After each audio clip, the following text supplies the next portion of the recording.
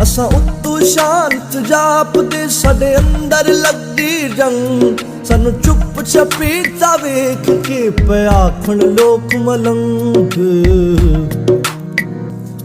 असा खुब्बे गम देखो बड़े साडे लंबे हो गए केस पाताने बाणे सोच दे असा बुनदे रहंदे केस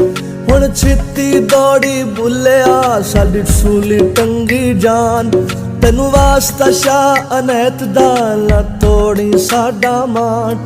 असा पैरी पाले घुंगरू साडी पावे जिंद धमाल साडी जान लबात से अपड़ी हुण छित्ती मुख विखाल